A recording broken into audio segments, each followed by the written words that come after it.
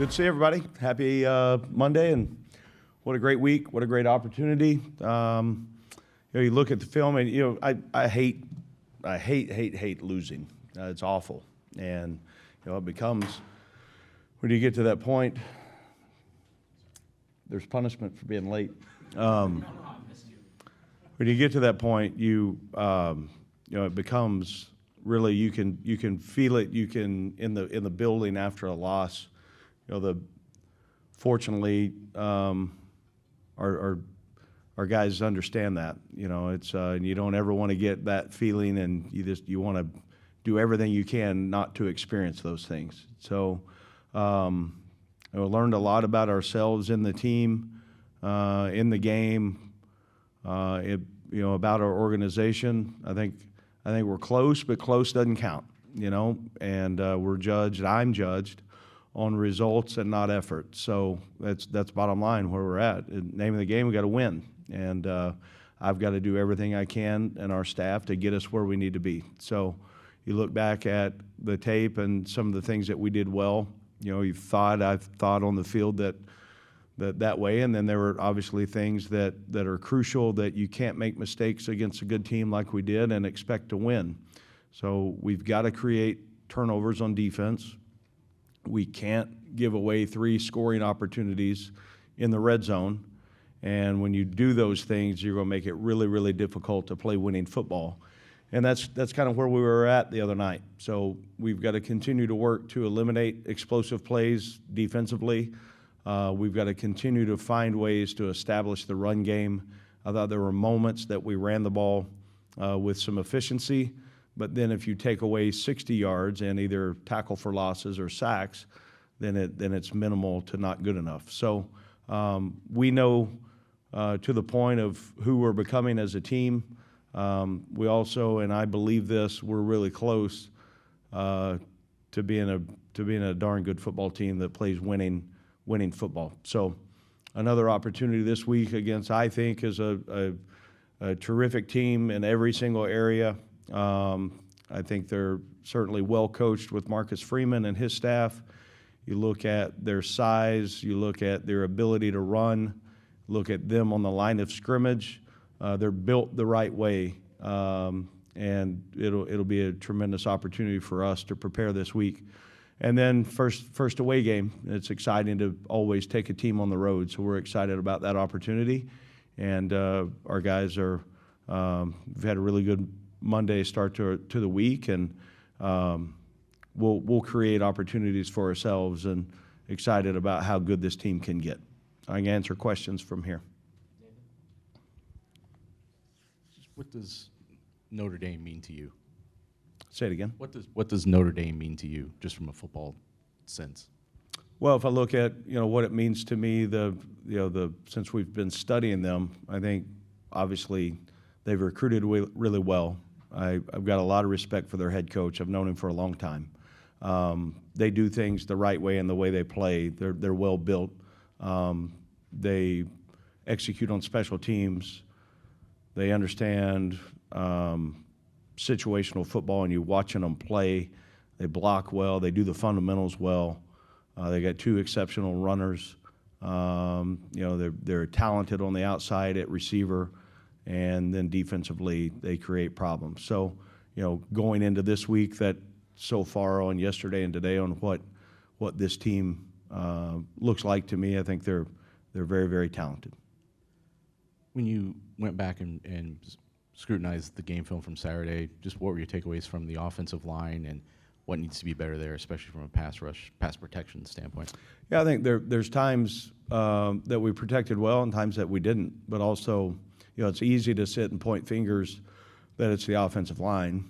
That's sometimes the case, yes. That's sometimes calls made by the head coach. That's sometimes tight end and protection, running back picking up the extra defender or blitzer. That's sometimes the receiver's running a wrong route and the timing's not there. That's sometimes the quarterback, instead of scrambling, not stepping up. So there's so many things that go into it. It's easy to look at, well, we didn't protect very well at times. That's the easy assessment. That's not only sometimes that is absolutely truth. And then also when you really dive into it, it's all 11 guys plus the plan that we put together coaching-wise.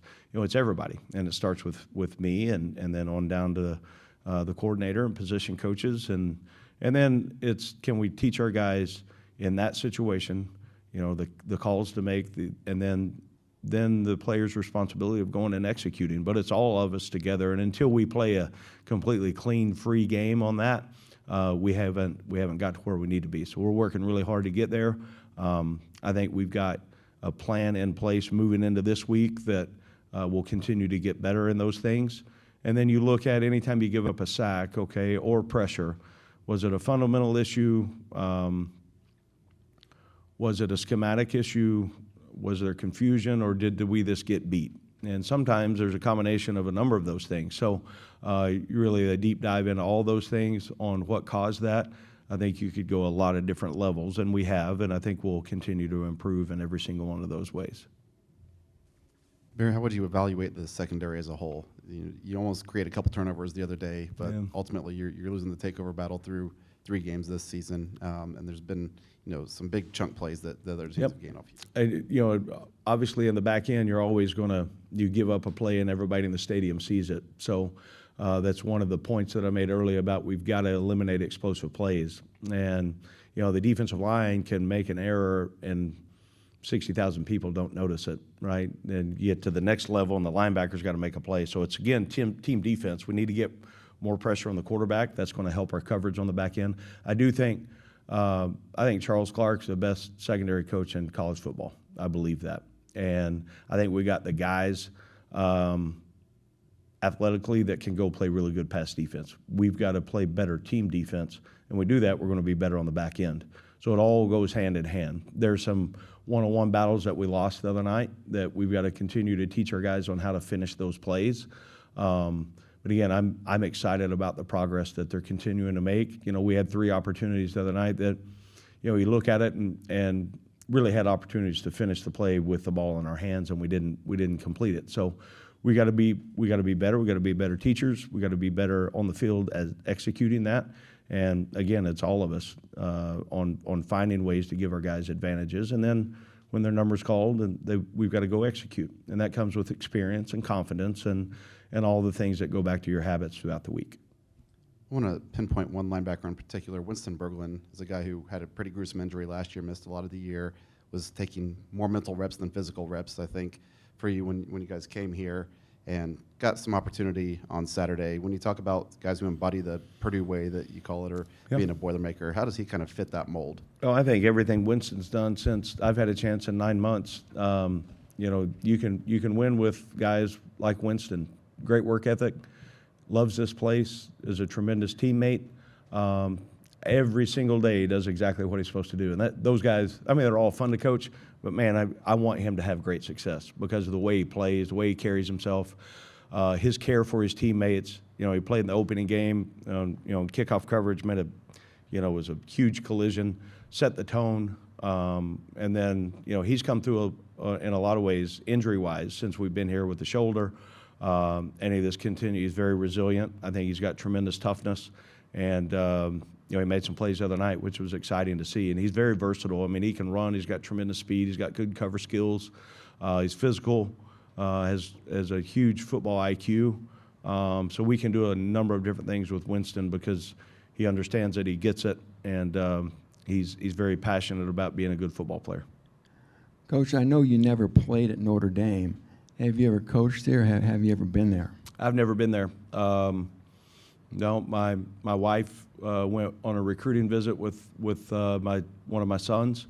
I didn't go on that, so I obviously know the history of Notre Dame and great respect for what they've their tradition and history since the beginning of time with football.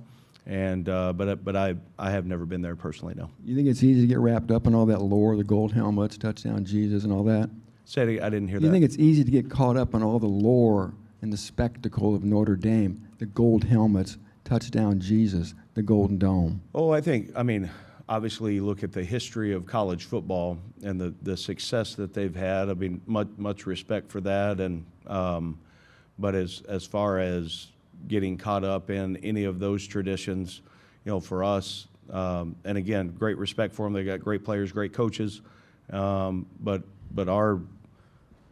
our job and opportunities to create winning football start with our habits, and then we step in and for 4 hours on Saturday afternoon, go play our best ball. And the tradition and all the things that go along with that they I know that our guys will be excited to go there, and they're excited about the first opportunity to be on the road to go play. Do you know what a shillelagh is? I do. I don't have my notes in front of me, but I've seen pictures of the trophy. I looked at it. I've studied it.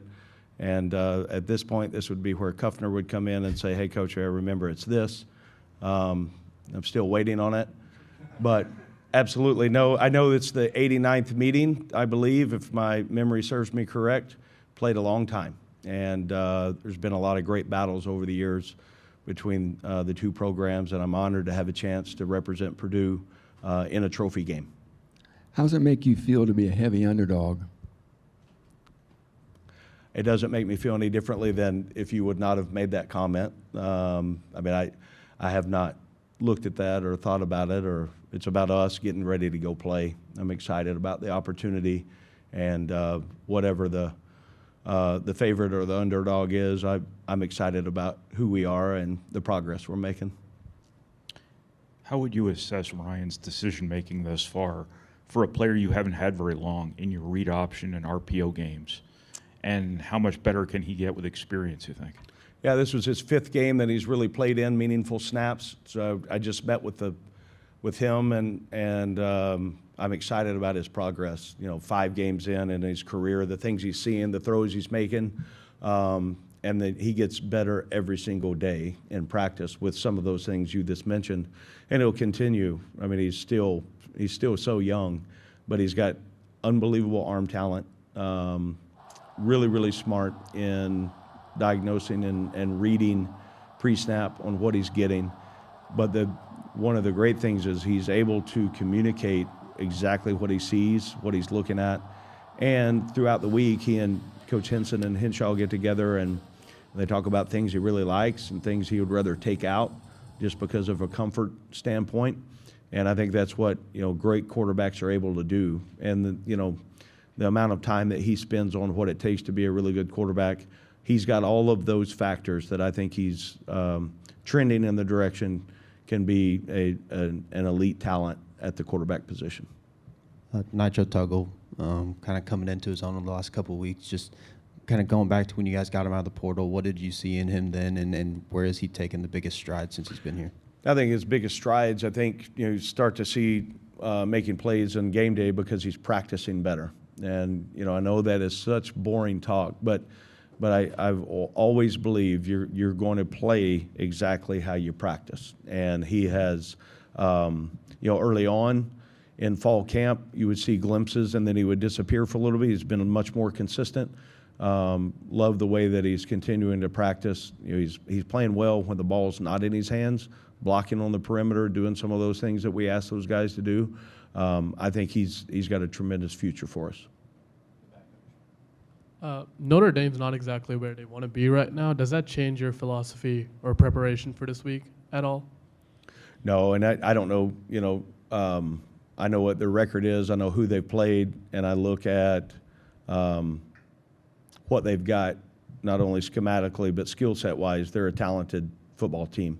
So we've got to do a great job of preparing, and then we've got to go execute. And, no matter all those things, really have no bearing at all on, our preparation or the way we approach the upcoming opponent.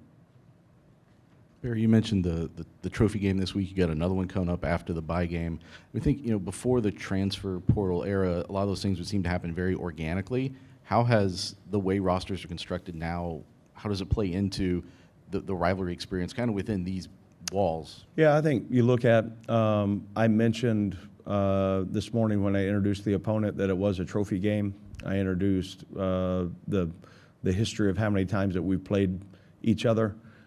We inherit things and also are expected to uphold tradition and responsibility of representing this university and in the things that you inherit, and that's one of them. So we'll continue as the game gets closer, or I will, teaching about those moments and what it means. I've still, there's a deep responsibility that I have as the leader of this team, is to represent people that were here long before I was, long before this team.